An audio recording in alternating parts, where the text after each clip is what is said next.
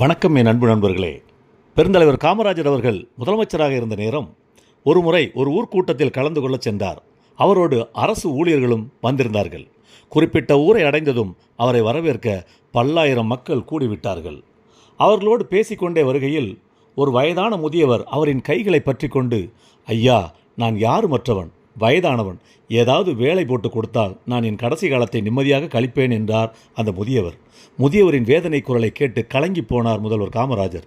தன்னுடன் வந்த அரசு ஊழியர்களை அருகில் அழைத்த காமராஜர், இவருக்கு ஏதாவது வேலை போட்டு கொடுங்கள் என்று கேட்டார். ஐயா, இவருக்கு எந்த விதத்திலும் வேலை வழங்க முடியாது என்றனர் அரசு ஊழியர்கள்.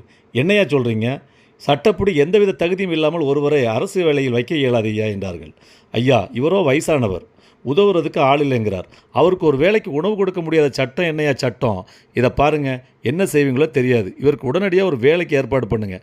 சட்டம் நாம் போட்டது, மீறக்கூடாது தான். ஆனால் வாய்க்கும் வயிற்றுக்கும் போராடுற மனுஷனுக்கு உதவ முடியலன்னா அந்த சட்டம் இருந்து என்ன பிரயோஜனம்? ஒரு மாநில முதல்வருக்கு கூட அதிகாரம் இல்லாமல் போனால் என்னையா அது ஒரு சட்டம் என்று குமுறினார் முதலமைச்சர் காமராஜர் அவர்கள். இதை கேட்ட அரசு அதிகாரிகள் விழித்தார்கள். ஐயா, சட்டத்தில் பொதுநலன் கருதி ஒரு மனிதனின் உயிரை காக்கவோ அவரின் வாழ்வாதாரத்துக்காகவோ ஒரு முதல்வர் தனது சுய சிந்தனை மூலம் சட்டத்தை மீற அந்த சட்டத்தில் இடம் இருக்கிறது என்றார் ஒரு அரசு ஊழியர். அப்படி ஒரு சட்டம் இருக்கா? ஐயா, பசினி வந்து நிற்கிறார், இளம் வயசுக்காரனாக இருந்தால் மூட்டை தூக்கி பொழைச்சிக்கன்னு சொல்லலாம்.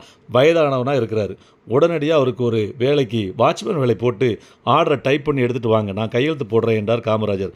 உடனடியாக அந்த இடத்திலேயே முதியவருக்கு வேலையும் கிடைத்தது. காமராஜர் உடனடியாக அதற்கு கையெழுத்து போட்டு அந்த முதியவருக்கு வேண்டிய அந்த வாட்ச்மேன் வேலையை கொடுத்தார். நினைத்து பாருங்கள், உடனடியாக ஒரு தீர்வை ஏற்படுத்த யாரால் முடியும் அவரை தவிர?